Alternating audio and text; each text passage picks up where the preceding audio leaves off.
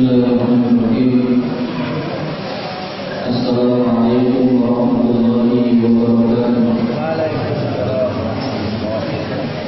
Alhamdulillah, hamdan katsiran thayyiban mubarakan fihi kama yuhibbu rabbuna wa yardah. Wa sallallahu ala Muhammadin wa ala alihi wa ashabihi wa man tabi'ahum bi ihsanin ila yaumiddin. Asyhadu an la ilaha illallah wahdahu la syarika lah wa asyhadu anna Muhammadan abduhu wa rasuluh. Allahumma la ilma lana illa ma 'allamtana. Allahumma anfa'na bima 'allamtana wa zidna 'ilma. Qala Allah ta'ala fi kitabihil 'aziz, a'udzu billahi minasyaitonir rajim. Wa idza sa'alaka ibadi anni fa inni qarib ujibu da'wata da'i idza da'an falyastajibu li wa yu'minu bi la'allahum yarshudun. Iman wal akhwat, Bapak Ibu, tamu berkabung. Di malam hari ini kita akan melanjutkan pembahasan kita ada dawa tentang obat dan penyakit yang ditulis oleh Al-Imam Ibnu Qayyim Al-Jauziyah, yang kisahnya atau sejarahnya sudah dibahas di pertemuan sebelumnya. Dalam kitab ini kita akan membahas berbagai penyakit-penyakit baik yang batin ataupun yang zahir beserta obat-obatnya. Dan sebagaimana disebutkan dalam satu riwayat, likul lidai dawa'un, setiap penyakit pasti akan ada obatnya kecuali penyakit kematian. Dan di antara obat-obat yang manjur dalam kehidupan kita, karena hidup kita ini akan mendapatkan melalui berbagai penyakit yang akan kita lalui, dan itu sudah menjadi tabiat dan fitrahnya. Maka di antaranya adalah Al-Quran, sudah dibahas di pertemuan yang lalu. Hari ini kita akan bahas tentang doa. Ibnu Qayyim Al-Jauziyah menyebutkan di dalam bab berikutnya, kata beliau, wa du'a'u min anfa'il adwiyah. Doa itu adalah obat yang paling bermanfaat. Dia adalah musuhnya ujian dan bencana. Dia mampu menghalau, menyembuhkan, menolak berbagai kesulitan, bencana, keresahan, kebimbangan, kesedihan. Dia mampu mengangkatnya, dia mampu menguranginya kalau semua itu turun kepada kita. Maka doa ini menjadi senjata orang beriman, sebagaimana diriwayatkan oleh Al-Hakim yang diambil dari hadis Ali bin Abi Thalib radhiyallahu anhu. Rasulullah sallallahu alaihi wasallam bersabda, kata Nabi, ad-du'a silahul mu'min. Doa adalah senjatanya orang beriman. Doa adalah senjatanya orang beriman. Wa imanul din wa nurus samawati wal ardh. Doa adalah senjatanya orang beriman. Kita tidak punya banyak senjata dalam hidup ini. Kita tidak mungkin bawa senjata kemana-mana. Tapi doa bisa kita bawa kemanapun kita berada, kemanapun kita pergi. Dan dia senjata yang paling agung, yang paling mulia, yang paling besar, yang bisa kita gunakan untuk melindungi diri kita. Dan dia adalah cahaya langit dan bumi. Setiap orang berdoa maka menjadi cahaya bagi kehidupannya dan kebaikannya. Maka ikhwan dan akhwat, para jemaah al-mubarakun, sebelum jauh membahas tentang doa, kita akan lihat bagaimana fungsi doa terhadap ujian, kesulitan dan musibah. Para ulama, Ibnu Qayyim Al-Jauziyah mengatakan, doa itu kalau menghadapi ujian, cobaan, kesulitan, kesengsaraan, maka dia akan mendapatkan, akan berada dalam 3 posisi atau 3 kedudukan. Kedudukan yang pertama, an yakuna aqwa minal bala. Doa seseorang itu bisa lebih tinggi, lebih kuat daripada ujian dan musibahnya. Ada orang dia setiap kali berdoa selalu hilang kesulitannya. Kenapa? Bisa jadi doanya lebih kuat daripada kesulitan yang dia rasakan. Bisa jadi doanya lebih dahsyat, lebih mulia, lebih agung daripada apa yang sedang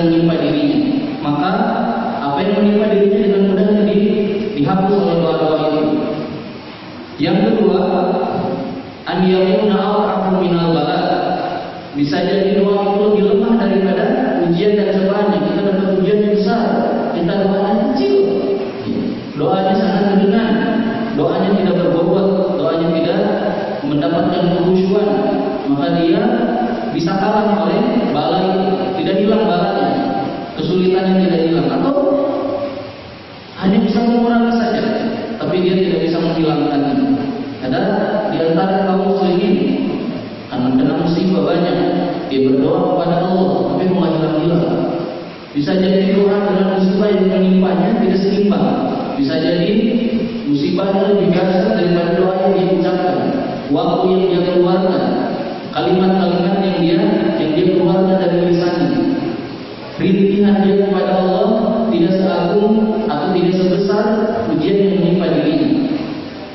Yang ketiga, kata Ibnu Qayyim al-Jauziyah, kedudukan doa di hadapan ujian dan bencana bisa jadi seimbang. Bisa jadi seimbang doanya dengan ujian yang sama kuatnya. Maka kata Ibnu Qayyim, maka nanti kedua-duanya akan berlomba. Siapa yang kuat dia bisa menang. Siapa yang doanya lebih kuat bisa menghilangkan kesulitannya. Siapa yang ujiannya lebih kuat daripada doanya, maka ujian yang akan tetap hanya terkurangi saja. Maka ikhwan dan akhwat a'azzakumullah, doa adalah senjatanya orang beriman. Kita ini banyak ujian, banyak musibah, banyak keresahan dalam hati, banyak kebimbangan, dari mulai bangun sampai tidur lagi. Maka doa ini menjadi senjata bagi kita, karena hanya Allah yang mampu menghilangkan semuanya. Karena kesulitan disebutkan dalam satu riwayat, seandainya orang ingin membuat kepada kamu madarat, tapi Allah tidak menetapkannya, maka tidak akan pernah terjadi. Wa ini ditamau ala an yanfa'uka, kalau mereka ingin ngasih manfaat sama kamu, tapi tidak ditakdirkan oleh Allah, maka itu juga tidak akan terjadi. Maka semuanya adalah atas kekuasaan Allah Subhanahu wa taala. Sehingga diriwayatkan oleh Al-Hakim, Nabi sallallahu alaihi wasallam mengatakan, "Ad-du'a yanfa'." Doa itu akan bermanfaat terhadap apa yang sudah turun dalam hidup kita, kesulitan, kesedihan, atau yang belum turun. Kita sehat-sehat aja, tapi karena rajin berdoa, kemudian oleh Allah semakin dikuatkan dan dihilangkan musibah itu dari diri kita.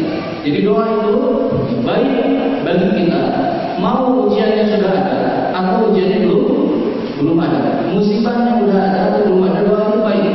Mau lagi sehat atau sakit, ya doa itu adalah baik. Mau penyakitnya sudah turun atau belum, doa itu adalah kebaikan bagi kita semuanya. Dan banyak hadis-hadis yang menjelaskan tentang hal ini. Kemudian bagaimana doa? Yang paling kuat, yang bisa menjadi doa, yang bisa menjadi obat bagi setiap muslim. Ibnu Qayyim al-Jauziyah mengatakan, wa min anfa'il adwiyah, di antara obat-obat yang paling mujarab adalah al-ilharu bin doa, menjerit, merintih ketika berdoa kepada Allah Subhanahu wa taala. Di dalam hadis Ibnu Majah, hadis Abu Hurairah radhiyallahu anhu diriwayatkan, kata Nabi, man lam yas'alillah yaghdab. Siapa yang belum pernah minta sama Allah, maka Allah akan benci dan marah kepada dia. Meminta kepada Allah adalah sebuah kebaikan, sehingga kata Allah, lihat ya, ketika Nabi Adam alaihissalam bertanya, ya Allah, kenapa aku mendapatkan ujian dan musibah yang berat seperti ini? Kata Allah, wahai Adam, aku ingin ketika engkau mendapatkan hal ini, engkau merintih kepadaku, memohon ampunan kepadaku. Rintihannya seorang manusia kepada Allah adalah kemuliaan dirinya di hadapan Allah Subhanahu wa taala. Maka kata Nabi dalam hadis Anas bin Malik, la tu'jizu fi du'a, yang merasa lemah dengan doa. Fa innahu la yahillu ma'a du'a ahadun, tidak ada orang yang selamat dengan doa. Ibu dan akhwat azzakumullah. Ada orang yang enggan berdoa, ada orang yang ragu dan berdoa, padahal tidak ada satupun manusia di bumi ini yang bisa selamat karena doa. Ingat contoh dalam surat Maryam. Allah mengatakan dalam surat Maryam, ya Isa, dzikru Inna rabbahu nidaan khafiyya. Ingatlah dzikru rahmati rabbahu.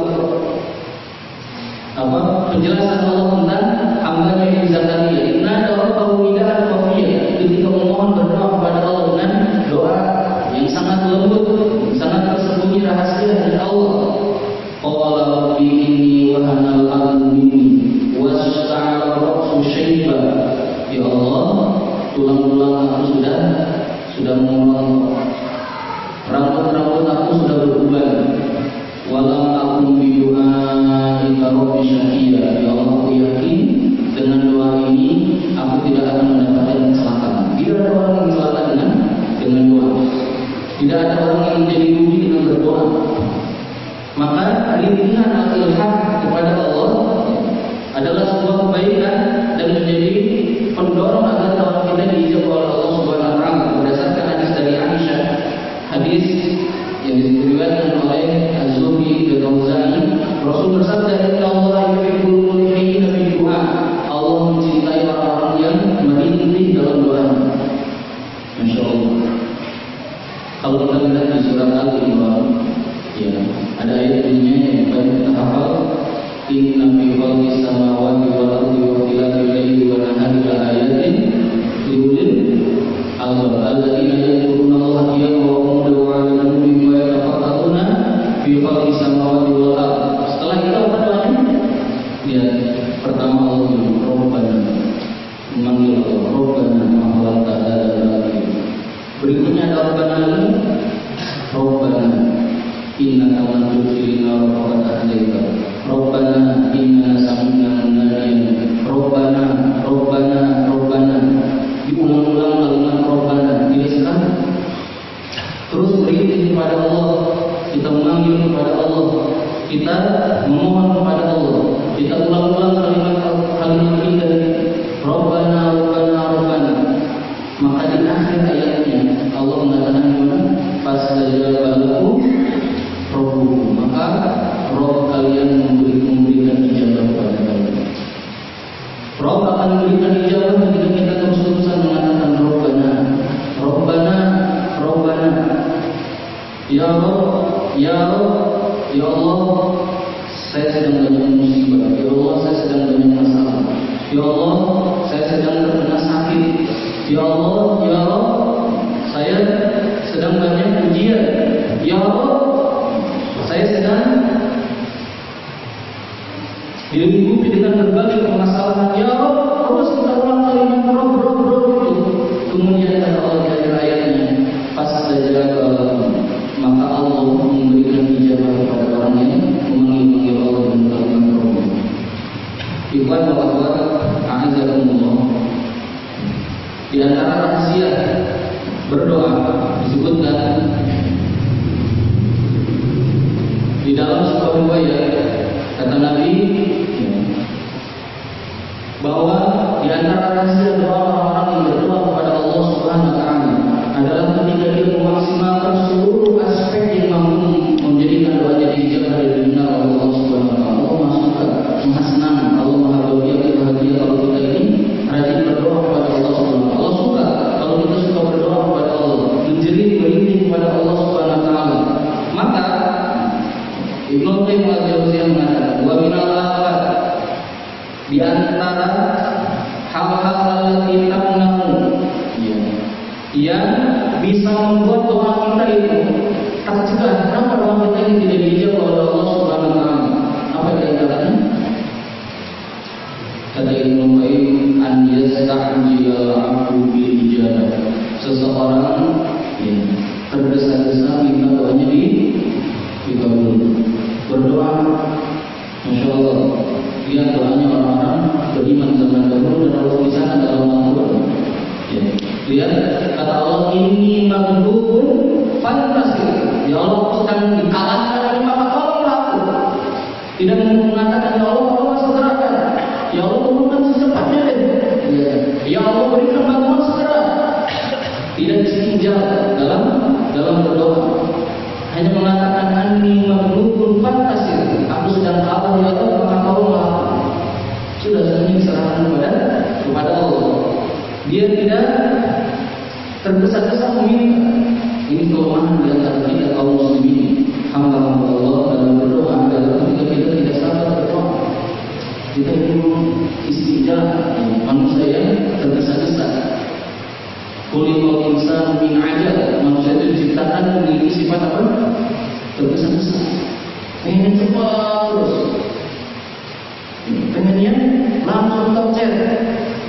Lihat Nabi Ayub alaihissalam diberikan penyakit oleh Allah. Penyakit apa? Penyakit kulit. Sakit, berdoa dia sampai hartanya habis, diusir oleh keluarganya dari kampungnya, tinggal di pinggiran sendirian bersama istrinya di sebuah gubuk yang sangat kecil. Sudah 7 tahun sakit, dia masih berdoa. Kemudian istrinya bertanya, wahai suamiku, sampai kapan kita susah ini? Kemudian kata Ayub alaihissalam, wahai istriku, dulu kita bahagia berapa lama, senang itu berapa lama? Kemudian kata istrinya, dulu kita senang 70 tahun. Terus sekarang sulitnya kita udah berapa lama? Kita ini sudah 7 tahun. Kata Nabi Ayub, kalau itu sabar sampai 70 tahun. Maka kisahnya Allah dikisahkan dalam surat Al-Anbiya. Kata Allah, wa inna inna rabbahu anni masani al-dur wa anta arhamur rahimin fastajabna lahu wa kashafna ma bihi min durrin. Dan ingatlah Nabi Ayub ketika dia berdoa, ya Allah, terkena penyakit, maka hilangkanlah penyakit itu dari diriku. Nabi Ayub tidak meminta cepat-cepat. Lihat Nabi Zakaria ketika tidak diberikan anak oleh Allah Subhanahu wa taala kecuali di atas 70 tahun dari usianya. Tiap hari berdoa dan tidak meminta disegerakan. Ya, lihat nabi-nabi yang lainnya, Nabi Muhammad. Ya, ketika banyak kaum yang melalui Nabi Muhammad, Rasulullah SAW tidak tergesa-gesa untuk meminta turunnya pertolongan. Sampai datang Khobab bin Arad, sahabat Nabi, yang setiap yang kerjanya sebagai pandai besi, setiap hari dipukul oleh majikan di punggungnya sampai punggungnya itu bergelombang karena hancur dengan pukulan besi panas. Datang kepada Nabi, ya Rasulullah, alasna al-haq, bukan kita benar. Kalau begitu minta pertolongan dari Allah, turunkan sekarang. Kemudian turunlah ayat di dalam Al-Quran yang bunyinya adalah tentang ujian yang sudah pasti akan menimpa orang yang beriman. Kata Allah, hatta yaqula rasul walladzina ma'ahu, sampai Rasul dan orang yang bersamanya akan berkata, ya, hatta yaqula rasul walladzina ma'ahu mata nasrullah, kapan pertolongan Allah akan turun. Kemudian kata Nabi, wahai Khobab, di zaman dahulu, zaman Bani Israil, ada seorang yang beriman kepada Allah. Dia disiksa dan dibungkuk dengan digergaji kepalanya dari tubuhnya, dari kepala sampai bawah dan ada di pipi. Dan dia bersabar. Maka kenapa kita ini tidak boleh tergesa-gesa dalam berdoa? Kata Ibnu Qayyim, kalau orang sudah tergesa-gesa dalam berdoa, dia akan meninggalkan doa. Dia akan menghilangkan doa itu. Dia akan menjauhkan dirinya dari doa. Bagaimana disebutkan dalam sebuah hadis sahih oleh Bukhari, kata Nabi, yustajabu li ahadikum, akan dikabulkan doa seseorang di antara kalian malam yu'ajjal, selama dia tidak tergesa-gesa. Masya Allah, kita sering tergesa-gesa meminta kepada Allah. Urusan harta, urusan anak, urusan pasangan, urusan dagang, urusan kesehatan, urusan sosial, urusan masa depan, termasuk urusan negeri kita. Ya Allah, akan begini menjadi negeri yang begini dan begitu. Kita sering istijab. Kata Nabi, ya, Allah akan mengabulkan doa seseorang sampai dia ini, selama dia ini tidak tergesa-gesa. Kemudian selalu bertanya, bagaimana ini maksudnya tergesa-gesa? Kata Nabi, nanti dia akan berkata, da'amku falam yustajab li, aku sudah berdoa tapi tidak dikabulkan Allah. Karena tergesa-gesa. Kalau orang tidak tergesa-gesa, dia berdoa terus sampai dikabulkan Allah. Dia tidak akan bosan. Siang malam terus berdoa. Lagi ada musibah pada diri dia, berdoa terus. Oh, nggak dikabulkan terus saja berdoa. Kalau orang tergesa-gesa, kata Nabi, nanti dia akan berhenti, dia mengatakan, aku sudah berdoa dan Allah tidak mengabulkan.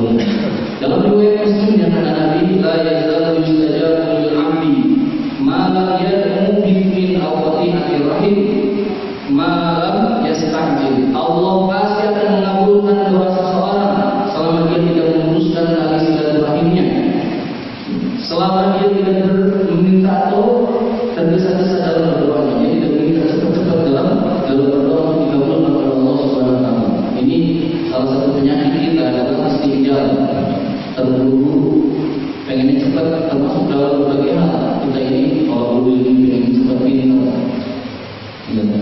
nggak mau belajar dengan benar. Ibadah istinjal juga, masya Allah. Para ulama dahulu menuntut ilmu itu tahap bertahap. Kita inginnya instan yang jadi aja deh. Kemudian ibadah juga demikian, pengennya yang praktis saja.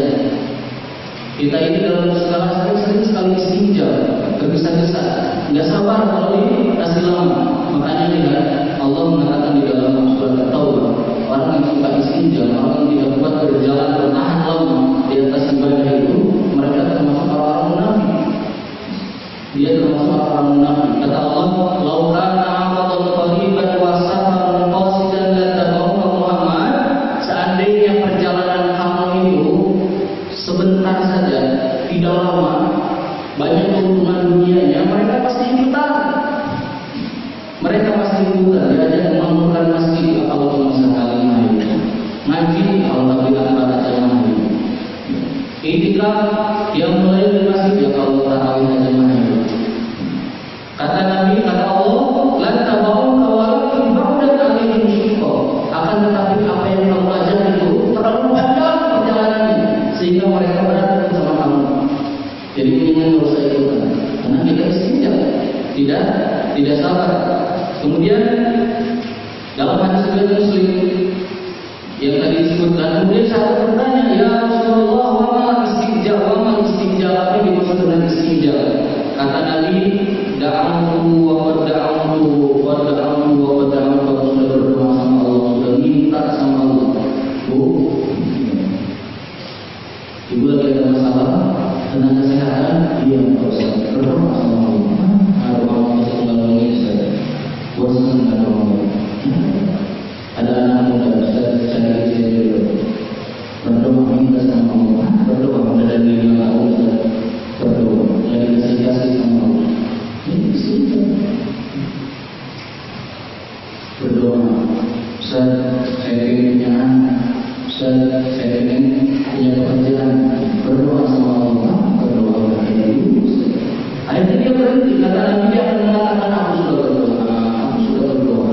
Kalau ya sajid aku nggak melihat kalau mengabulkan doa. Kemudian nanti dia akan melakukan doa itu dan dia akan kepada Allah Subhanahu Wa Taala dan kemudian dia akan mencari solusi daripada selain Allah Subhanahu Wa Taala. Kemudian kita akan bahas sekarang bagaimana doa yang paling sempurna yang susah dibawa oleh Allah Subhanahu Wa Taala. Ini sangat penting sekali. Kata Ibnu Qayyim al-Jauziyyah rahimahullah taala, wa idza jama'a du'a, kalau doa seseorang itu mengumpulkan di dalamnya beberapa hal, maka susah dipahami oleh Allah Subhanahu wa taala. Apa saja? Pertama, hudurul qalbi, hadirnya hati. Dia tahu ketika meminta, dia tahu apa yang dia minta, dia tahu yang diminta adalah Allah Maha Agung, Maha Besar, Maha Kuasa. Dia tahu bahwa yang diminta adalah penciptanya yang mau melakukan apa saja, sehingga dia yakin pasti kalau Allah kabulkan pasti terjadi. Seperti siapa? Nabi Yunus alaihissalam. Siapa yang kebanyak orang bisa dikeluarkan dari perut ikan paus di dalam dasar lautan? Nabi Yunus yakin Allah yang menciptakan ikan paus dan air lautan ini adalah ciptaan Allah. Mau berdoa, la ilaha illa anta subhanaka inni kuntu minadh dhalimin. Kemudian Nabi Yunus berkata, ya Rabb, aku adalah satu-satunya hamba yang pernah sujud dan beribadah kepadamu di tempat yang tidak pernah ada satupun hamba beribadah kepadamu di tempat ini. Kemudian dia sujud dan kemudian berdoa kepada Allah, la ilaha illa anta subhanaka inni kuntu minadh dhalimin. Pertama adalah hudurul qalbi, yang harus yakinkan kalau berdoa. Doa apa aja kalau yang ini, misalnya bapak-bapak yang berdoa, subhanallah, astaghfirullah, wa ma kunna lahu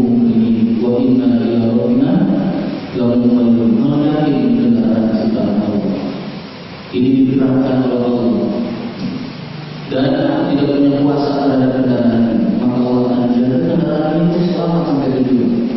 Walaupun misalnya seharusnya kita itu di perjalanan ngantuk dan kemudian menabrak orang lain, seharusnya kita terperosok atau seharusnya remnya belum kemudian orang lain dijaga. Hudul qalbi menghadirkan hati ketika berdoa. Misalnya kita berdoa kepada Allah dalam menuntut ilmu, Allahumma anfa'na bima 'allamtana, Allahumma zidna ilman, ya Allah tambahkan kepada ilmu. Maka orang akan dikemana? Karena kalau kita berdoa tidak yakin, tidak memahami karena tidak memiliki ilmu, minta ditambah ilmu tidak meyakini. Kita berdoa misalnya, lihat para sahabat radhiyallahu anhum.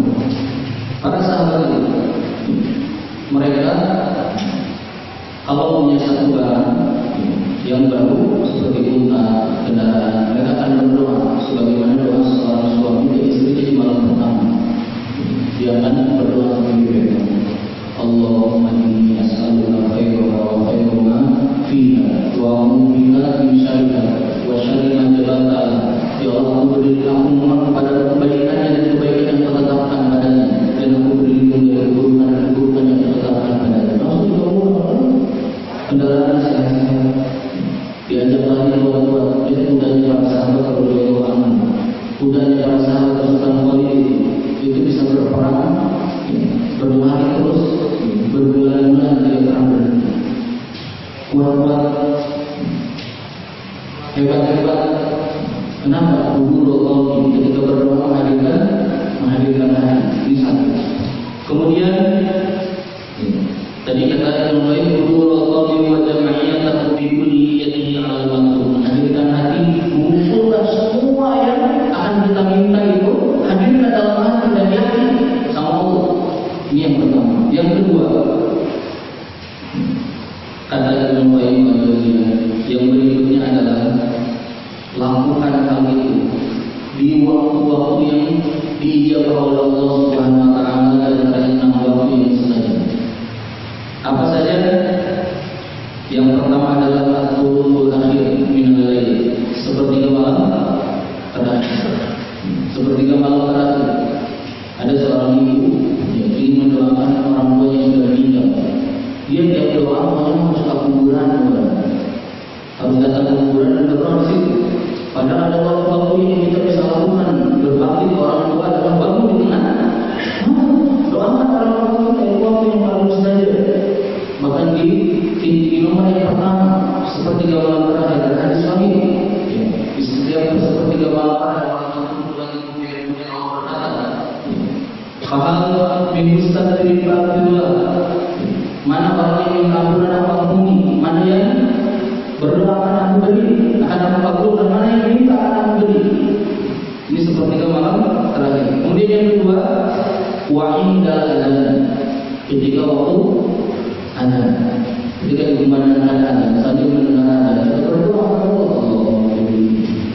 Allahumma asturuhu, Allahumma zidni ilma, Allahumma shfini, Allahumma qini wa walidayya. Baca ini waktu yang mustajab. Kemudian wa baina adzan wal iqamah, di antara adzan dan iqamah, di antara adzan dan iqamah berdoa kepada Allah. Maka kalau sudah adzan guys, sholat sunnah sudah selesai, berdoa angkat tangan, berdoa kepada Allah Subhanahu wa taala, ngobrol dengan Allah, sabar mimpi saya di kolongan sudah. Itu pun saja harusnya kita berdoa kepada Allah. Kemudian wa adbar shalawat maktubah, dan setiap setelah selesai sholat wajib, setiap selesai sholat wajib. Kemudian tadi berapa? 1, 2, 3, 4, baru 4 ya.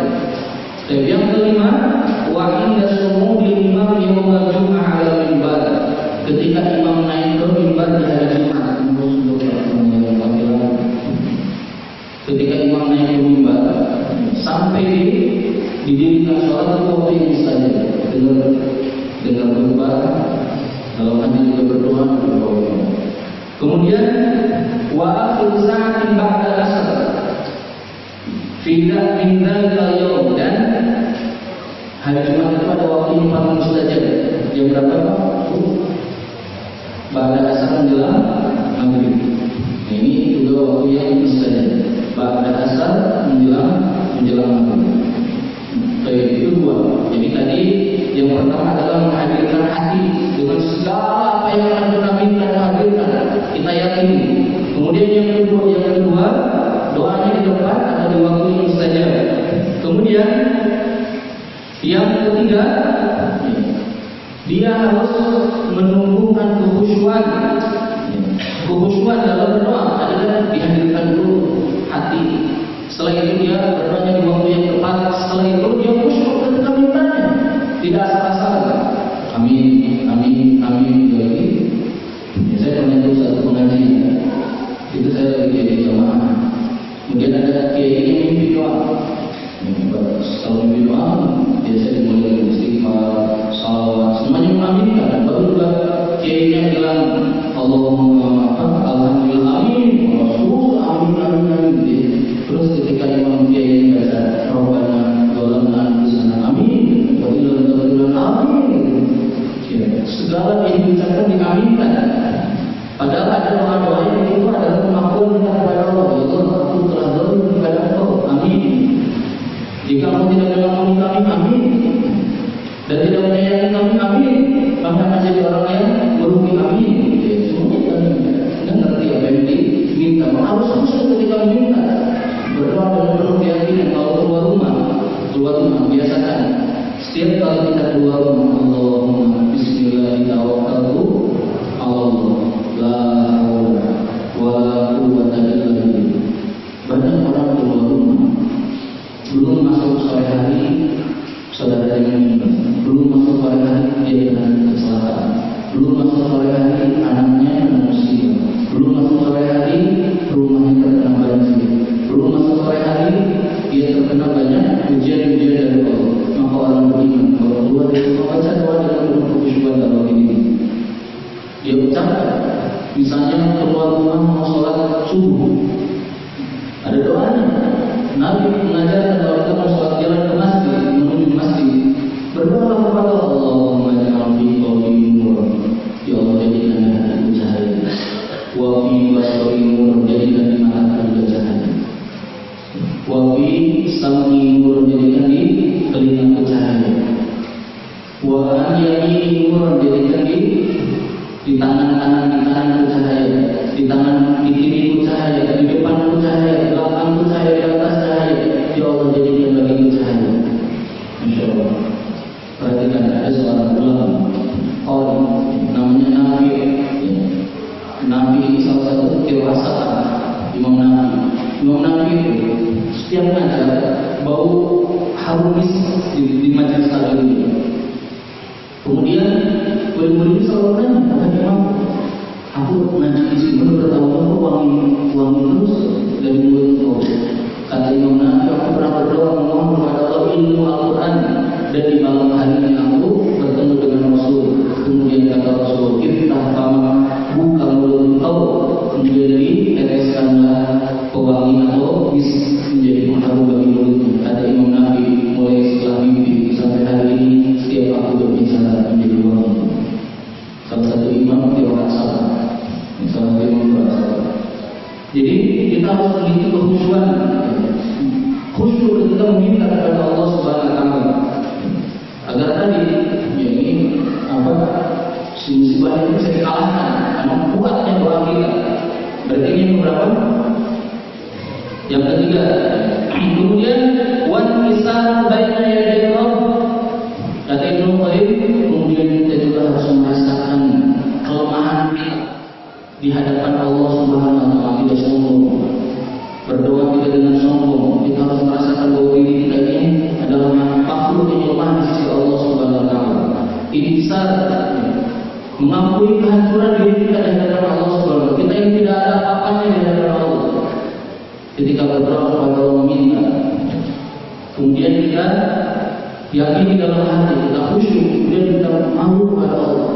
Makanya berikutnya akan berkaitan dengan hal-hal yang melengkapi doa. Kata Ibnu Qayyim, ya, wa tadarruan wa rifatan, dia harus lembut dimintanya, tidak boleh kasar, harus merasa lemah, harus merasa hina di hadapan Allah. Kemudian kata Ibnu Qayyim, wastaqbalana yakin, dan di antara ini yang kelima, dan di antara yang melengkapi doa tadi adalah dia berdoanya menghadap kemana? Ke kiblat. Berdoa menghadap ke kiblat. Ada yang keliru di antara kita kalau dalam berdoa.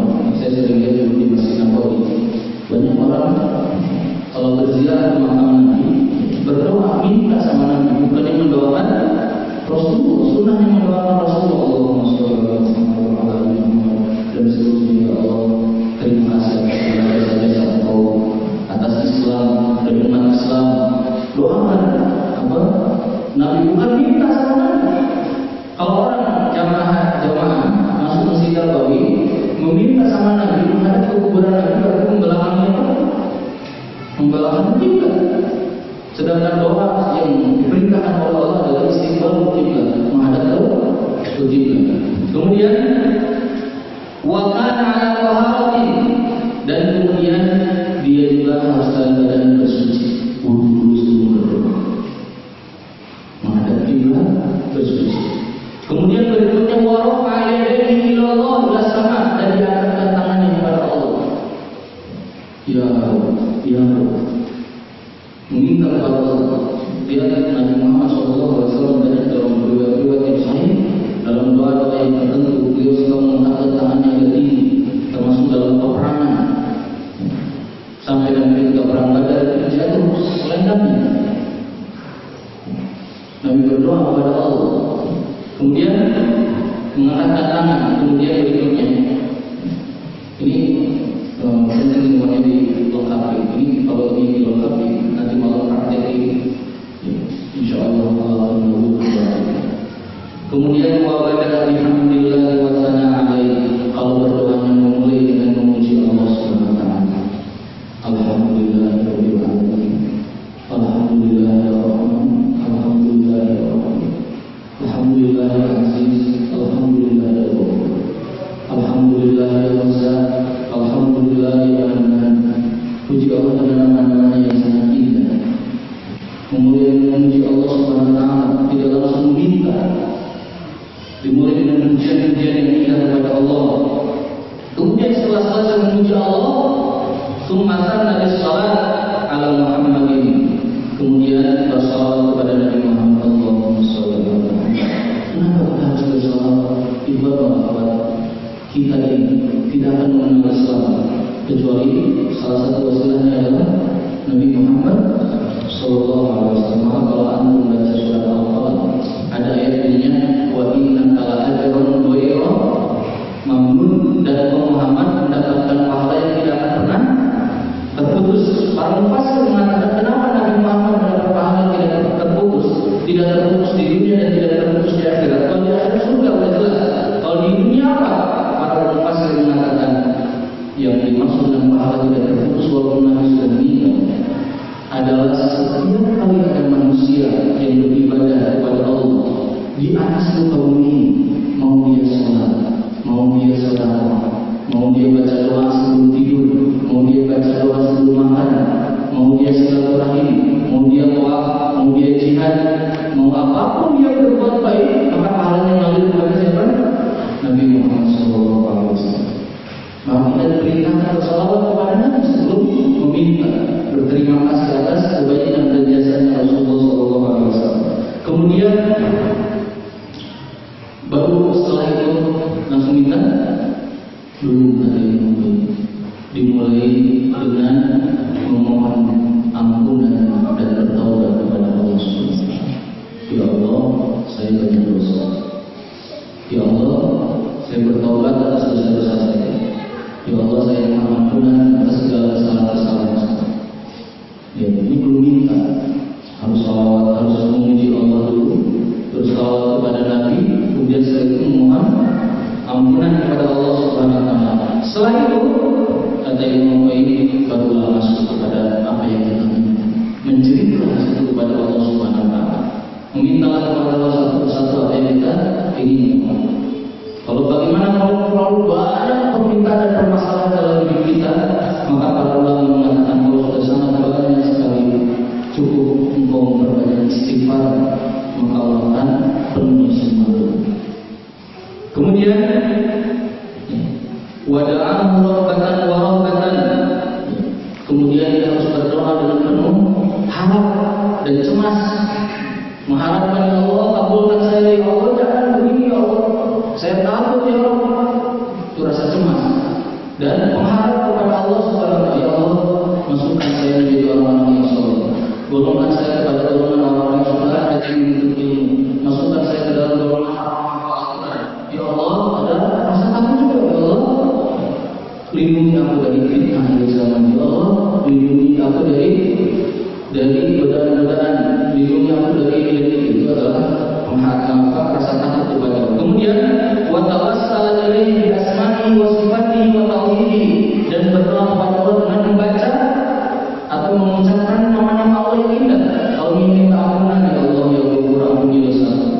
Ya Rahman, berikan kepadaku rahmat-Mu. Ya Ali, berikan kepadaku ilmu yang bermanfaat. Ya Razzaq, berikan kepadaku rezeki yang barokah. Sebutkan nama-nama Allah yang indah. Kemudian berikutnya, tadi sudah selesai doa. Ada berapa sama? Saya tidak ingat. Yang di sini tidak ada satu dua. Totalnya berapa tadi? 11? Berapa? 12. Nah, setelah selesai doa kata Imam Qayyim, jangan lupa sebelum mau berdoa wa qaddama baina yaday du'ahi shadaqah, atau setelahnya boleh sebelumnya, dan jangan lupa bersedekah. Mau doa ada cancel bersedekah. Kemudian fa inna hadza du'a, kata Ibnu Qayyim, kalau doa ini tadi dilengkapi semua tadi dari awal sampai akhir, maka akan sulit tidak diterima oleh Allah Subhanahu wa taala. Maknanya maksudnya adalah peluang diijabahnya akan sangat besar.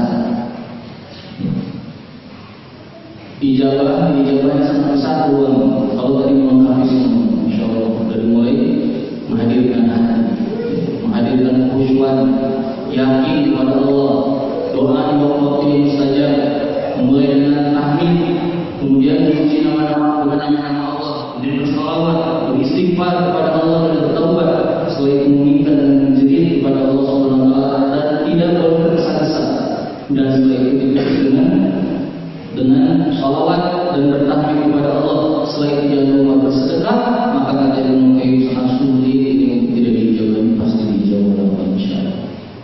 Kalau kita berdoa dengan cara-cara seperti ini, insyaallah doa itu ada orang yang kalau berdoa itu langsung saking indahnya doa. Saya akan cerita sebuah ini sebelumnya. Ini ada seorang laki-laki, dia ini pedagang ini hadisnya sahih. Saya lupa sanadnya, Ibnu Hibban atau siapa. Dia pedagang, tapi dia ini sangat bertakwa kepada Allah, dan dia ini rajin bersedekah. Suatu hari dia lagi safar, tiba-tiba dicegat oleh perampok, tapi ini mencuri itu orang. Perampok, satu orang perampok. Kemudian dia bawa pedang, dia bilang, tinggalkan harta kamu, ya lepaskan harta kamu dan memaafkan saya dulu. Kemudian kata pedagang ini, kamu kan tentunya harta, kenapa perlu saya? Kalau harta itu silakan, hartanya diambil. Kata dia, harta itu memang milikku, nanti akan jadi milikku, tapi kamu juga harus mati. Kemudian kata orang ini, wahai pulang, wahai pencuri, boleh nggak aku sholat dulu 4 rakaat? Silakan mau 4 rakaat kalau ini berbohong. Sholat hanya 4 rakaat. Ketika sedang sholat 4 rakaat, di akhir sholatnya dia berdoa dengan doa yang sangat indah sekali. Dengan doa, dengan memuji Allah dengan pujian-pujian yang sangat luar biasa, diambil dari nama-nama Allah yang sangat indah. Dan di akhir doanya dia mengatakan, ya Allah, lindungi Ya Allah, yang tidak ada pelindung kecuali darimu, lindungi aku dari pencuri ini, dari pencuri yang jahatnya yang akan membunuh. Kemudian tiba-tiba dalam riwayat ini disebutkan, tiba-tiba ada seorang laki-laki berkuda dengan kuda yang sangat gagah. Kemudian datang menghampiri pencuri itu, kemudian berkelahi dan dilepaskan oleh yang berkuda ini. Kemudian dia selamat. Setelah itu kemudian berbicara keduanya. Kemudian orang yang berkata, wahai Tuhan, siapa engkau? Kemudian dia menjawab, aku adalah malaikat.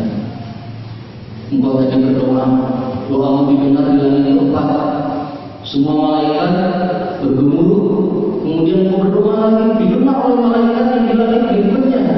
Bergemuruh lagi, berdoa lagi, didengar oleh malaikat yang di atas lagi. Kemudian aku tidak sabar, maka aku turun untuk mewakili apa yang diharapkan oleh para malaikat dengan mengabulkan doa atas perintah Allah Subhanahu wa taala. Ya. Ada orang yang kalau berdoa langsung dikabulkan oleh Allah Subhanahu wa taala. Di zaman Umar bin Khattab pernah terjadi konflik panjang. Terus kaum muslimin diajak sholat istisqa. Sholat istisqa, Umar yang memimpin. Di situ ada sahabat-sahabat yang saleh yang bertakwa kepada Allah. Setelah sholat istisqa tidak turun hujan. Tidak turun hujan. Terkadang Allah ada doa-doa yang Allah dibiarkan untuk memperlihatkan sesuatu yang lebih besar daripada hal itu. Apa yang lebih besar dari hal itu? Selama beberapa hari sholat istisqa tidak turun hujan. Tiba-tiba ada sahabat yang Umar sedang di Masjid Nabawi, sedang bersender di dinding Masjid Nabawi. Tiba-tiba ada seorang lelaki masuk ke masjid. Kemudian dia sholat lagi. Dia tidak sadar di situ ada orang lain. Kenapa? Karena kemudian dia sholat. Setelah beres sholat dia berdoa. Disebutkan dia memuji Allah dengan pujian yang indah, memuji Allah dengan kalimat-kalimat yang agung, memuji Allah dengan nama-namanya yang luar biasa. Di antara nama Allah yang Allah sukai apa? Kata Nabi di dalam Al-Quran itu ada 3 ayat atau ada kalimat-kalimat yang Allah sukai. Apa kalimat itu? Al-Hayyul Qayyum. Sering diucap-ucapkan, ya Hayyu ya Qayyum, ya Hayyu ya Qayyum. Dia berdoa terus. Setelah itu dia ada doanya, dia berdoa, ya Allah, hamba-hamba telah meminta hujan dan diturunkan, namun engkau menurunkan hujan. Ya Allah, dengan nama-Mu aku memohon kepadamu turunkanlah hujan. Kemudian baru saja selesai dia menutup dengan pujian kepada Allah dan bersalawat kepada Nabi. Kemudian langsung kota Madinah hujan. Ba'da subuh diriwayatkan kota Madinah tergenang air sampai menutupi mata. Sahabatnya Umar tadi yang duduk di masjid itu beres sholat subuh penasaran siapa nggak dikenal orang. Kemudian beres sholat subuh dikejar ke rumah. Ternyata rumahnya di pinggiran kota Madinah. Ternyata dia adalah seorang tukang swasta. Ada orang-orang mungkin tidak dikenal di gang-gang tinggalan, mungkin di perkampungan pelosok, tapi dia mungkin mulia di sisi Allah. Mungkin tidak dikenal. Lihat tabi'in, manusia terbaik dari kalangan tabi'in namanya Uwais al-Qarni. Tidak ada bapak-bapak yang mencari kisahnya. Oh, kisahnya Ustaz. Tapi kata Nabi, khairul tabi'in Uwais al-Qarni. Uwais bin Amir. Tapi yang terbaik adalah Uwais bin Amir. Dia kenapa dia menjadi terbaik? Dia manusia yang menjauh dari sejarah. Gak punya murid, gak punya majelis taklim, gak punya khutbah, gak punya buku. Kalau didekati oleh orang yang jauh. Kata Nabi, kalau kamu bertemu dengannya wahai Umar, minta ampunan kepadanya, maka Allah akan ampuni. Kemudian Umar datang dan minta ampunan. Kemudian ada orang datang, dia kabur ke Kufah. Kemudian dia menghilang. Uwais al-Qarni, ada orang-orang yang tidak dikenal. Ada orang-orang yang mungkin insya Allah dia naik sepeda setiap hari, tapi mungkin dia melihat sih, oh saya punya kenalan di suatu daerah, dia itu seorang ustaz. Ya kalau tempat ngaji itu naik motor yang bebek yang dulu, ya motor bebek warna merah. Wah suaranya aja jelek. Wah dia orang yang hafal Al-Quran, hafal Sita, punya sanad banyak sekali, belasan sanad. Ada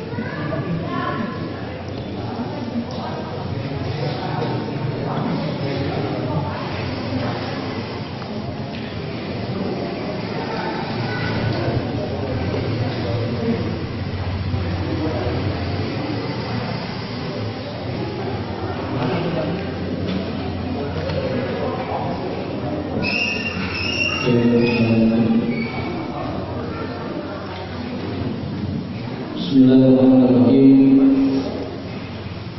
Alhamdulillahirabbil alamin. Wassalatu wassalamu ala nabiyyina Muhammadin wa ala man ittaba'a ridwanahu ila yaumil Ikhwan wa akhwat a'azakumullah. Setelah Ibnu Qayyim al-Jauziyah menjelaskan tentang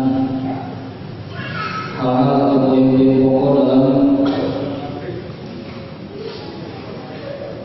perkara yang dapat membantu doa kita diijabah oleh Allah Subhanahu wa taala, maka berikutnya beliau menyebutkan dan menjelaskan tentang beberapa doa-doa yang disukai oleh Allah atau sering dibacakan oleh Nabi Muhammad SAW dengan nama-namanya yang indah, nama Allah yang agung. Di antaranya dalam Sahih Ibnu Hibban disebutkan bahwa Nabi SAW suatu hari mendengar seorang laki-laki. Nabi mendengar seorang laki-laki yang sedang berdoa. Laki-laki ini berdoa dengan doa yang sangat indah, yang bunyinya, Allahumma inni as'aluka bi anni asyhadu annaka antallah la ilaha illa anta al-ahadus samad alladzi lam yalid wa lam yulad wa lam yakul lahu kufuwan ahad.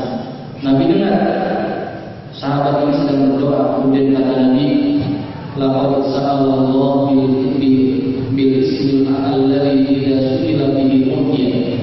Orang ini telah meminta kepada Allah dengan doa yang kalau seseorang berdoa dengan nama-nama yang tadi disebutkan itu pasti akan dijawab.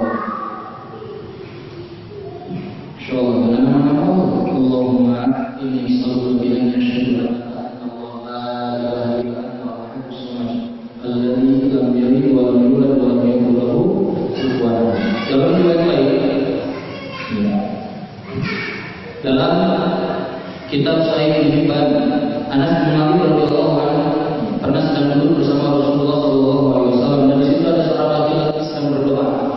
Kemudian dia berdoa dengan doanya, Allahumma inni as'aluka bi anna laka al-hamd la ilaha illa anta al-mannan badi'us samawati wal ardh ya dzal jalali wal ikram ya hayyu ya qayyum.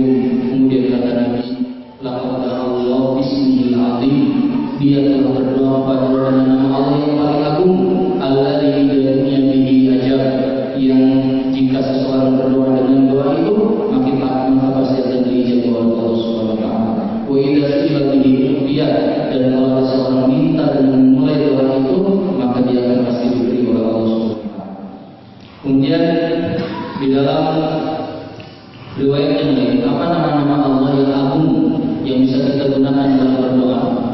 Dalam hadis riwayat ini dari hadis Asma binti Yazid dikatakan bahwa Nabi SAW berkata, bersabda, Ismullah al-a'zam fi hataini ayatin. Nama Allah yang paling agung ada di dua ayat.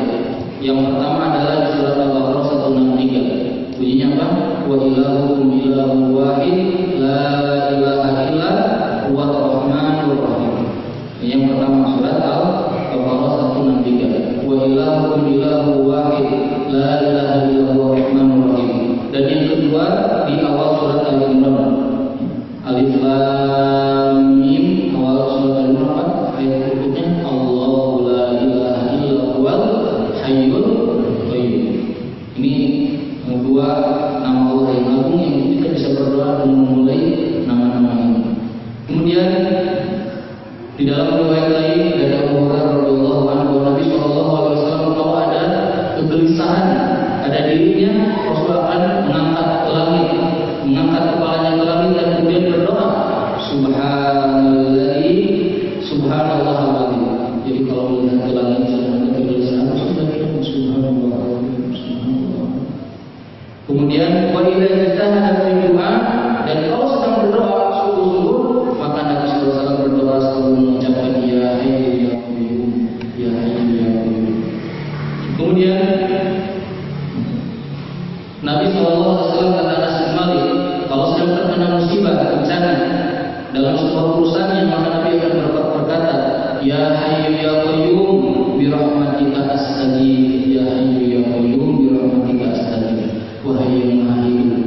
yang hayyu, ya qayyum, yang maha berdiri di atas segala makhluknya, berdiri sendiri dan tidak membutuhkan yang lain. Apa kata Allah? Kata Nabi Muhammad, bi rahmatika, dan rahmatmu ya Allah, astaghfir, aku mohon pertolongan kepadamu. Ya hayyu ya qayyum, bi rahmatika astaghfir. Kemudian di antara doa yang bisa kita sering ucapkan, yang bisa menghilangkan berbagai kesulitan dalam diri kita, sebagaimana diriwayatkan dari sahabat Nabi Waqqas, Nabi SAW mengatakan, da'watu dhilmun idza da'a wa huwa fi batnil hut. Doanya Dhulmun, yang saya baca dalam surat Isya, la ilaha illa anta subhana inni kuntu minadh dhalimin. Kata Nabi, tidak ada seorang muslim yang berdoa dengannya dengan penuh keyakinan kecuali akan diijabah doanya oleh Allah Subhanahu wa taala. La ilaha illa anta subhanaka inni kuntu minadh dhalimin. Dalam riwayat Hakimnya kata Nabi, Allah ukhbirukum bi syai'in, mau aku kabarkan tentang sesuatu yang kalau ada seseorang di antara kalian yang terkena bencana dan musibah, kemudian dia berdoa dengan doanya, kecuali Allah pasti akan kabulkan. Kemudian kata Nabi, yang dimaksud doanya adalah dia berdoa dengan doanya Nabi Yunus alaihissalam, yaitu la ilaha illa anta subhanaka inni kuntu minadh dhalimin. Dan masih banyak lagi ya contoh-contoh hadis-hadis tentang doa-doa yang dicontohkan oleh Nabi SAW. Di antaranya kata Nabi ini bagi teman-teman sedang gelisah. Kata Nabi, ma asaba ahadan qattun hammun wa la hazan. Tidaklah seseorang, dalam sanad Muhammad, tidaklah seseorang terkena rasa gelisah pada dirinya. Kemudian dia berdoa, Allahumma inni abduka ibni abdika ibni amatika nasiyati biyadika madin fiya hukmu adlun fiya qada as'aluka Allahumma bi kulli ismin wa sammaita bihi nafsak aw 'allamtahu ahadan min khalqika aw anzaltahu fi ahadan aw anzaltahu fi kitabik aw ista'tharta bihi fi ilmi al-ghaibi indak an taj'alal qur'ana rabi'a wa nur sadri, cahaya badanku, wa jalaa husni wa dhahaba hummi, dan menghilang kegelisahanku. Illa, kata Nabi, melainkan Allah akan menghilangkan kegelisahan dari diri. Berdoa dengan doa yang tadi, doa semakin Allahumma inni abduka bani abdika bani amatika nasiyati biyadika ya hukum a'udhu ya qadar as'alullahu bismihi wa asma'ina bi nafsa wa anzaltahu fi kitabik aw 'allamtahu ahadan min khalqika aw ista'tharta bihi fi ilmi al-ghaibi indak an taj'alal qur'ana rabi'a qalbi wa nur sadri wa jalaa husni wa hamdi. Siapa yang berdoa dengan doa ini, kata Nabi, Allah akan hilangkan kegelisahan dari diri kita. Dia kegelisahan, dia tidak akan gelisah. Kemudian ya, tadi ada kisah yang saya ceritakan tentang seorang yang dia pedagang. Ini hadisnya ini tentang sahabat Nabi. Jadi dia bukan orang yang dari sebelum zaman Nabi. Dia adalah sahabat Nabi. Namanya dia sahabat Ansar. Namanya Abu Mi'lam. Dia adalah sahabat yang karena doanya, ketika dia berdoa dengan doa yang sangat indah. Disebutkan dalam doa ini dia berdoa, apa doanya? Doanya ya Wadud, ya Al-Arsh Al-Majid, ya Fa'alul lima yurid, as'aluka bi'izzikal azim alladhi la yurad, wa mulkikal ladhi la yudam, wa bimurikal ladhi mala'at ana arshik, an takfini syarra hadzal rizq. Ya Allah yang memiliki arsh yang mulia, yang mampu melakukan apa saja yang diinginkannya, aku mohon dengan kekuatannya, keagungannya yang tidak bisa dilawan oleh apapun, dan kerajaannya yang tidak bisa ditandingi oleh apapun, dengan cahayanya yang meliputi apa alam semesta ini. An-Tabiyani, ya Allah, lindungi aku dari pencuri ini. Kemudian setelah itu baru turunlah malaikat yang tadi saya sampaikan. Habis itu sebagai penutup dalam kajian hari ini penting terakhir. Doa itu tadi kata Nabi apa? Silahul mu'min, senjatanya orang beriman. Perhatikan, kalau orang ada pedang di rumah,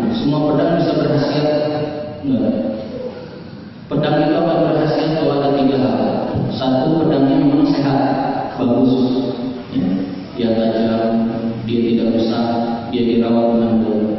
Yang kedua, orang yang megangnya harus bisa menggunakan pedang. Kalau nggak mencelakai dirinya.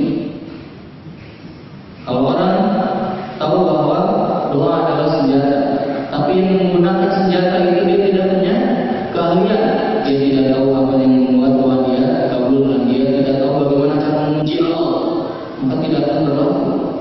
Dan yang ketiga, dia harus menghilangkan apa-apa yang membuat senjatanya tidak berfungsi. Macet misalnya si rangkanya, atau tiba-tiba misalnya dia gampang patah dan lain-lain. Nah, dia harus dihilangkan. Kalau dalam doa yang mencegah orang doa tidak dikabulkan, diantaranya apa? Memutuskan silaturahim, diantaranya apa? Tergesa-gesa yang tadi disampaikan, diantaranya lagi apa? Perbuatan dosa dan lain-lain. Ini juga harus dihilangkan. Maka kata Ibnu Qayyim, doa adalah senjata, tapi senjata itu akan berfungsi kalau ada 3 syarat. Satu, senjatanya memang bagus, ya. Dia dirawat, dia tahu bagaimana cara membuat senjata yang baik. Tadi dimulai dengan tahmid, menghadap ke kiblat seperti gambaran terakhir begitu. Kemudian yang kedua, yang megang senjatanya harus ahli. Lihat ketika Khalid bin Walid ini adalah sahabat Nabi, disebut dengan pedang Allah yang berhunus. Disebutkan tidak ada satu peperangan Khalid pernah kalah enggak. Khalid itu selalu menang. Makanya zaman Umar, Khalid itu diturunkan jabatannya. Kenapa? Karena para sahabat banyak menyandarkan kepada Khalid. Karena kalau Khalid lebih pasti menang. Khawatir ada kecenderungan, maka diturunkan jabatannya, tidak jadi panglima lagi. Nah, Khalid ini ketika wafatnya di Hims, di daerah Syam, beliau wafatnya di atas kasur. Ketika sudah wafat, kudanya tidak ada yang berani menungganginya. Para sahabat mengatakan, siapa yang bertemu membawa kuda Khalid? Semuanya menolak. Kata para sahabat, siapa yang bisa menunggangi kuda yang lebih ahli daripada yang tidak lebih ahli daripada kuda? Karena kuda Khalid lebih pandai berperang daripada siapapun yang hidup hari ini. Jadi siapa yang menunggangi kudanya jago, tapi kalau yang menunggangi kudanya tidak jago, tidak bisa jadi kuda yang jago atau kuda perang. Makanya dalam Al-Quran wal-adiyat al-bawha itu, jadi al-adiyat itu adalah kalau orang yang menungganginya jago dalam menunggang kuda. Kuda perang atau kalau yang menungganginya misalnya kuda. Yang ketiga tadi harus bersih dari hal-hal yang mencegah doa itu menjadi ijabah. Sering memutus silaturahim, sering hasad, ya. Kemudian dosa-dosa, kemudian tidak yakin, berdoa tapi tidak yakin. Kata Allah, kata Nabi, Allah wa antum muqinun bil ijabah, berdoa kepada Allah dan engkau yakin bahwa Allah akan pasti diijabah oleh Allah Subhanahu wa taala. Nah, ini beberapa hal yang bisa dibahas di pertemuan kali ini.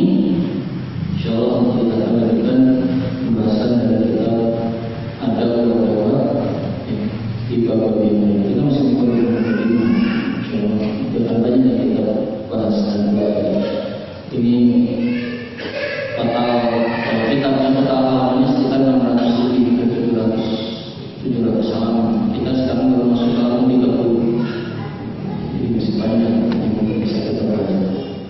Tapi mungkin kalau ada pertanyaan, kita lagi dengan pertanyaan 1, 2, atau 3 pertanyaan.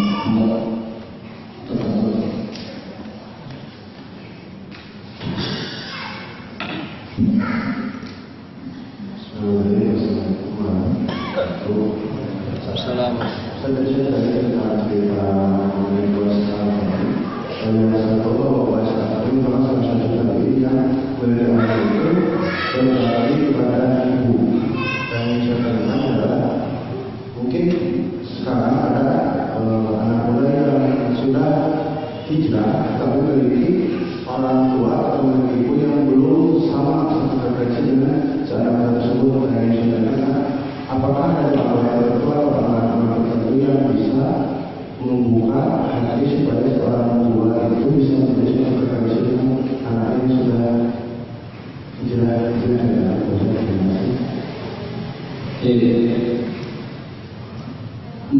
Berkenaan dengan Uwais Al-Qarni, sebenarnya nama aslinya Uwais bin Amir. Beliau ini dari Yaman, dari desa Quran. Al-Qarni Quran. Beliau ke surah di daerah surah Quran Yaman. Uwais Al-Qarni ini sudah masuk Islam ketika Nabi masih ada, cuma tidak pernah ketemu dengan Rasulullah SAW karena beliau di Yaman. Kenapa tidak ketemu? Salah satu yang mencegah beliau datang kepada Nabi adalah berbuat bakti kepada ibunya, sehingga Allah kemudian menurunkan wahyu kepada Nabi menyampaikan tentang Uwais Al-Qarni dan Nabi Madinah. Kata Nabi, di sana ada namanya Uwais Ibnu Amir. Dia berasal dari Quran, berasal dari Surah, dia dari Yaman. Dia punya ibu dan dia berbuat bakti kepada ibunya. Kata Nabi, siapa yang nanti bertemu di antara kalian, maka mintakan ampunan kepadanya. Nah, ini hadisnya diriwayatkan oleh Muslim, Abu Sa'id, dan Muslim dari Imam Bukhari. Jadi betul bahwa Uwais Al-Qarni salah satu kebaikan dan kelebihannya adalah berbuat bakti kepada orang tua. Ya. Nah, pertanyaannya bagaimana kalau ada anak baru hijrah, anak muda baru hijrah, orang tuanya tidak hijrah atau belum hijrah? Di Al-Quran sudah disebutkan tentang bagaimana cara berbuat bakti ke orang tua. Selama dia tidak menyuruh kita kepada kemungkaran, maka kita harus terus berbuat baik. Antabarum wa tuqsitu ilaihim. Kata Allah, berbuat baik kepadanya. Antabarum wa tuqsitu ilaihim, dan kau berbuat adil kepadanya, kepada orang tua. Walaupun orang tua misalnya belum mengerti Islam atau bahkan jauh dari Islam. Itu satu. Yang kedua, jadi pertama dia harus tetap berbuat baik selama tidak menyuruh kepada kemaksiatan. Karena ada hadis bunyinya la ta'ata li makhluqin fi maksiatil khaliq. Tidak ada ketaatan untuk makhluk ketika disuruh bermaksiat kepada sang khaliq. Kemudian yang kedua, dia berdoakan. Karena hidayah itu yang memberikan siapa? Allah. Kita hanya berdoa dan memberikan nasihat dengan cara yang baik. Lihat Nabi Ibrahim alaihissalam, ayahnya Nabi Ibrahim itu beriman atau tidak? Tidak beriman. Ayahnya Nabi Ibrahim itu adalah membuat berhala. Didatangi oleh Nabi Ibrahim, ya ini wajah minal ilmi ma'abin, kita kata ini ada sebab masalah wahai, aku punya ilmu yang ayah belum dapat ilmu itu. Maka ikuti ilmu ini. Wahai ayah, lihat bahasanya. Ini aku ayah masaka adab min ar-Rahman. Wahai ayah, aku takut kau disentuh sama api neraka. Bahasanya bukan wahai ayah, aku takut kau disiksa sama api neraka. Disentuh bahasanya. Lembut sekali. Kemudian musuh wahai ayahnya. Kalau aku menantang lagi hati Ibrahim, kamu nggak suka dengan Tuhanku, wahai Ibrahim. Pergilah kamu, kata ayahnya. Kemudian apa kata Nabi Ibrahim? Salam alaikum, sa'astaghfirullah rabbi, innahu kana bi hafiz. Salam alaikum, assalamualaikum. Aku akan terus mintakan ampunan untukmu kepada Allah. Dia Ibrahim kepada ayah. Jadi doakan dan nasihati dengan baik dan cara yang lembut. Kemudian setelah itu berikan contoh dalam kehidupan kalau masih tinggal bersama.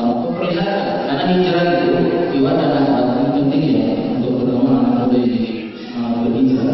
Hijrah itu tidak cukup untuk hijrah dengan kalimat saya hijrah saja. Ya, misalnya gini, guru saya kemarin menjelaskan. Misalnya ada orang hijrah dari riba,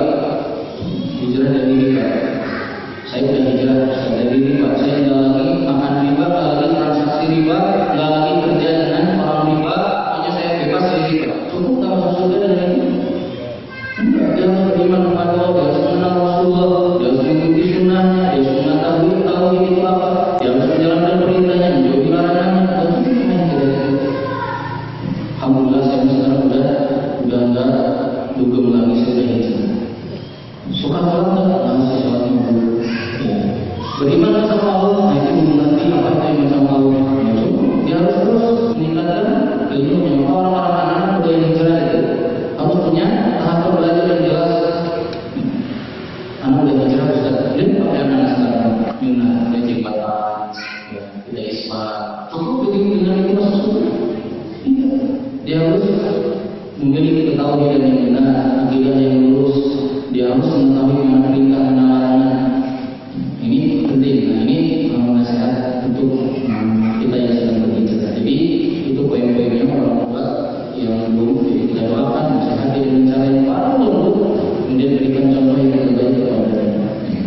Mengenai berikutnya dari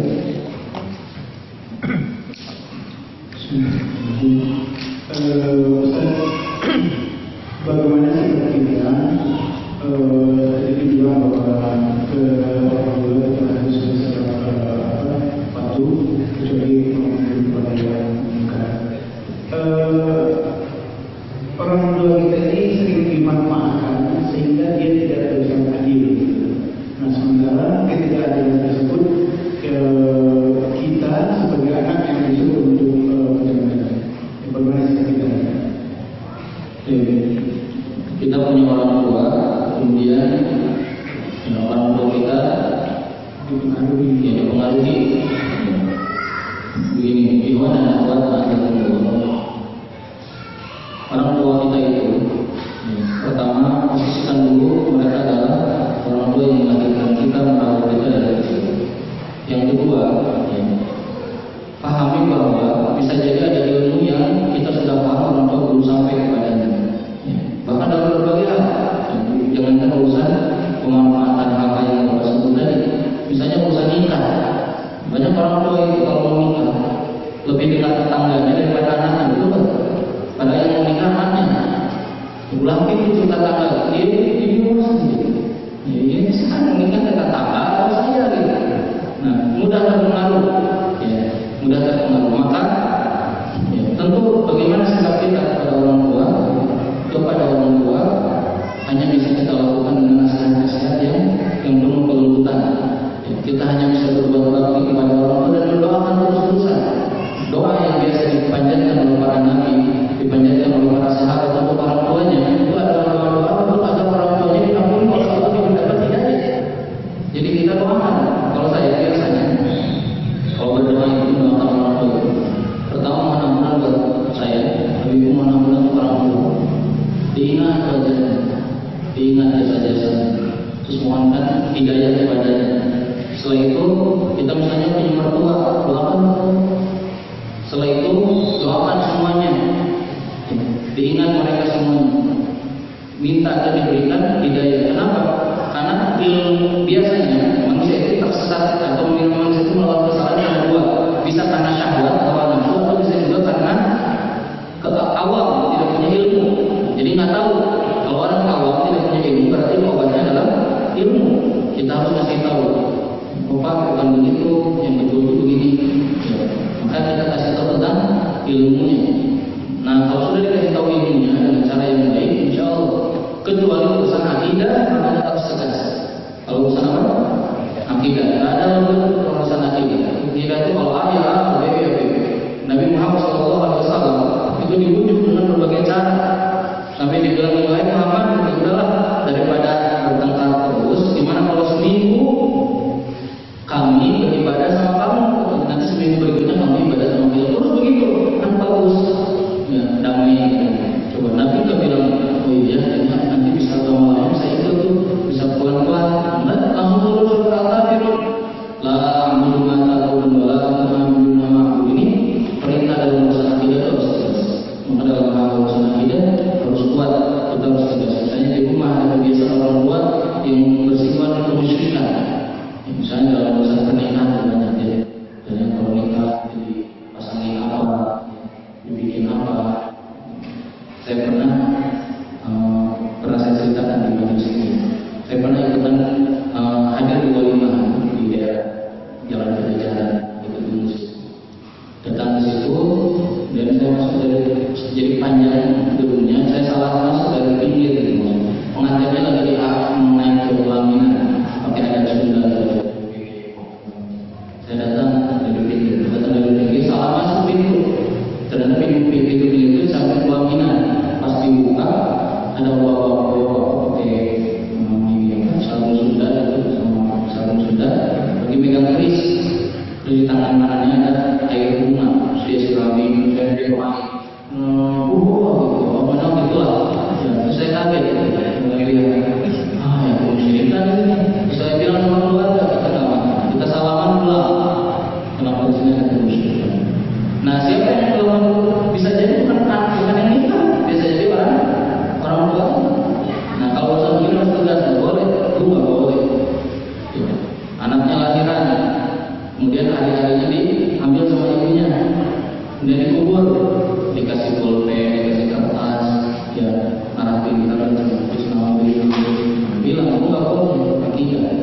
manfaat atau dapat hanya dari mana? Dari Allah. Kita harus tegas kalau kita urusan akidah. Tapi nasihatnya dengan cara yang baik kayak tadi Nabi Ibrahim maksudnya. Tapi mana ada lagi? Tolak mana itu?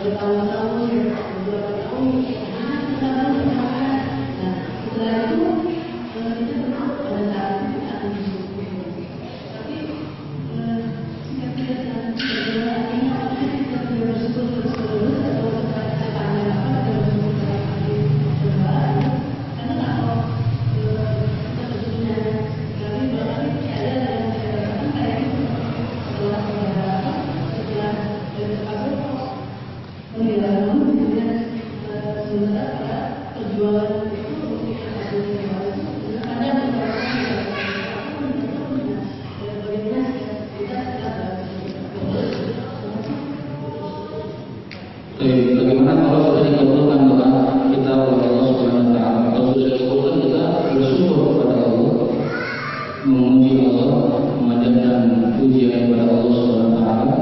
Ya. Kemudian kita tidak banyak bercerita kepada orang lain tentang kenikmatan-kenikmatan yang tidak terus-terusan di Allah. Saya pernah berdoa ini sekian lama. Kita bersyukur saja kepada Allah Subhanahu wa taala. Boleh nikmat yang diceritakan menyebutkan nikmat itu ada filmnya di antara para ulama, ya, ada penting bahasa. Jadi boleh kalau tidak membuat kita menjadi ria dengan kenikmatan yang sudah ada.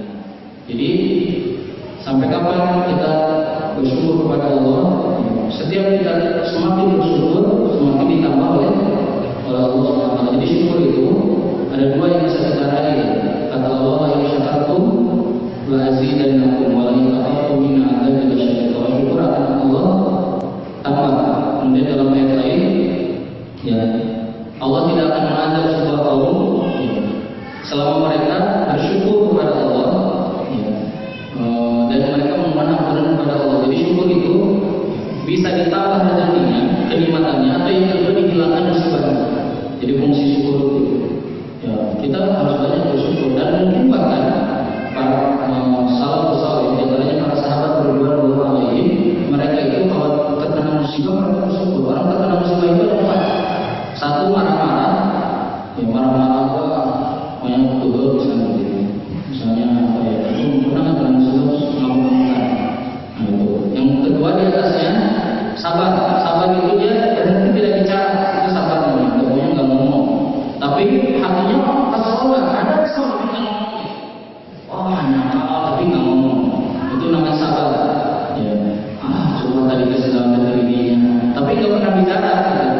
Tapi dia menahan diri. Nah sabarnya itu dari awal kejadian.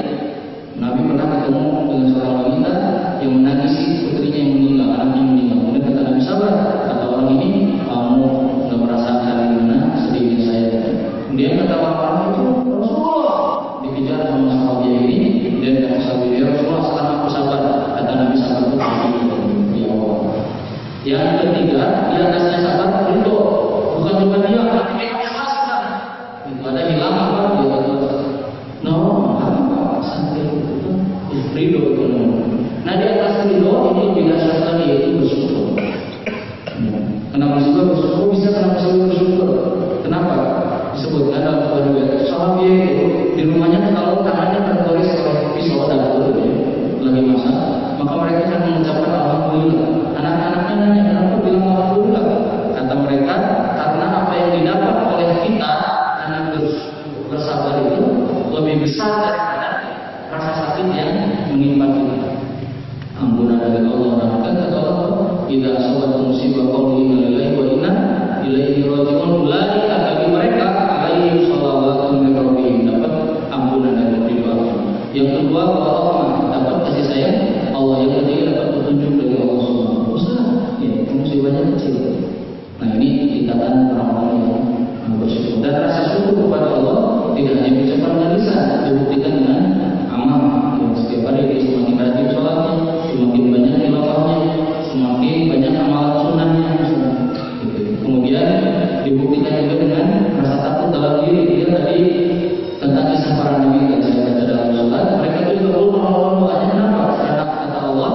innahum kanu yusari'una fil khairati, mereka berlomba-lomba dalam kebaikan.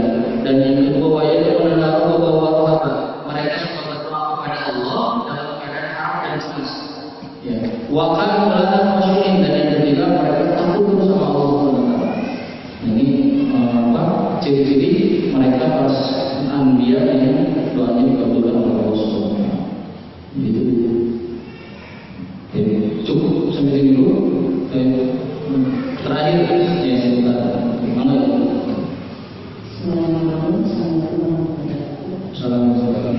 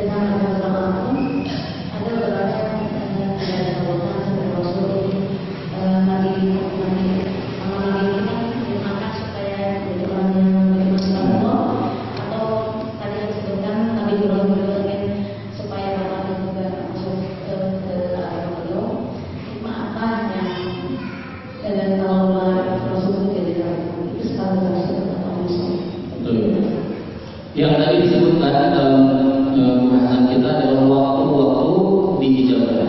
Ada yang kedua, nanti ada tempat-tempat diijabah. Yang ketiga nanti ada keadaan kondisi di paling diijabah, saatnya sujud. Ya, kata Nabi, keadaan yang paling dekat seorang hamba dengan Allah adalah waktu sujud. Jadi itu keadaan, bukan waktu. Ya, bukan waktu. Betul ya. Ketika sujud, kemudian tadi apa lagi? Ketika sahur, orang sedang sahur, ya, keadaannya sedang sahur diijabah. Ya, ada 3 golongan yang tidak akan ditolak doanya. Ya, orang yang sahur sampai dia berbuka, orang yang dizalimi, ya, itu salah satu yang diijabah. Nah itu betul ada. Kemudian yang kedua, ya, kok ada doa para nabi tapi nggak diijabah. Nah ini nanti ada pembahasannya. Allah itu ngabulkan doa itu gimana? Nah dikasih langsung atau diakhirkan? Atau diganti dengan yang lain, gitu. Nah itu ada 3. Jadi Allah itu mengabulkan doa dengan 3 cara. 1, diberi apa yang diminta. Yang kedua, diajarkan nanti. Ya makanya kalau Allah sebutkan fasbir li hukmi rabbika, sabar kamu atas ketetapan Allah, pertolongannya nanti di akhir. Jadi diakhirkan. Yang ketiga adalah Allah ganti dengan yang lainnya, misalnya diangkat musibahnya, gitu ya. Dikabulkan doanya, misalnya harusnya hari itu dia kena musibah karena Allah kabulkan doanya, tapi dengan cara mengangkat musibahnya. Adapun Nabi misalnya diakhirkan, itu bisa juga diganti dengan yang lain. 3 hal itu cara Allah mengabulkan doa. Tapi ini istiwa dan akhwat perlu diketahui. Ya.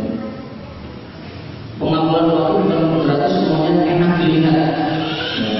Sekarang ini saya ingin bertanya, ada hadis bunyinya gini, siapa yang keluar rumah dengan mengucapkan Bismillahirrahmanirrahim, lindungi sampai dia pulang. Nabi Muhammad ketika mau perang Uhud baca doa itu enggak? Baca. Kenapa celaka di Uhud? Ya. Hal yang menimpa diri kita itu bisa jadi karena 2 hal. 1 bisa karena fadlun, atau yang kedua karena adlun. Fadlun untuk meningkatkan keutamaan kita di hadapan Allah Subhanahu wa taala. Adlun untuk menegakkan keadilan. Ya. Kenapa Nabi dikasih musibah? Agar nanti di hari kiamat tapi tidak ada lagi kesulitan, terhabiskan karena kesulitan. Ya.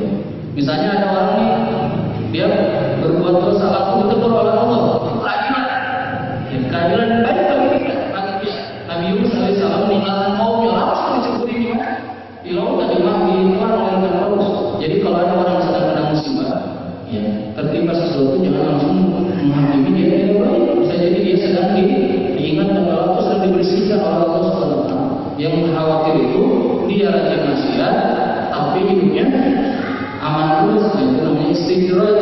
Kata Allah, sanastadrijuhum min haitsu la ya'lamun wa qul lahum inna kaydi matin. Sanastadrijuhum yang membiarkan pelan-pelan. Nah ini yang khawatir. Jadi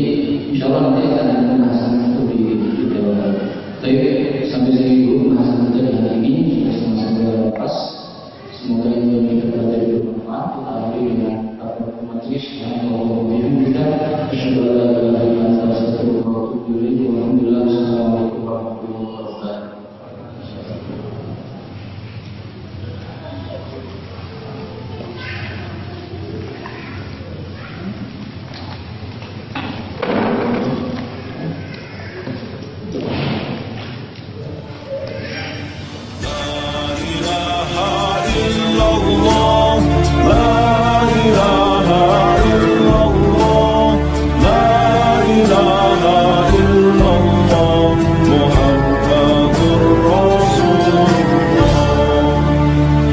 Kalimat tauhid suci, bendera panji Nabi, tanamkan dalam hati, kibarkan tinggi-tinggi.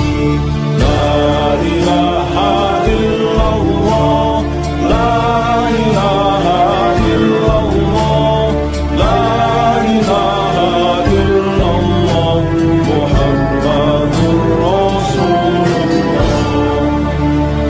Dengan bendera suci bersama panji Nabi, ayo jaga NKRI dari para pembenci.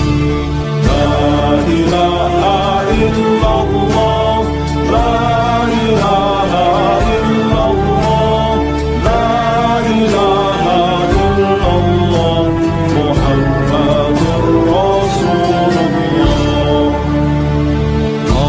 Allah Allahu Akbar, Allah Allahu Akbar, Allah Allahu Akbar, Allahu Akbar walillahil hamd. La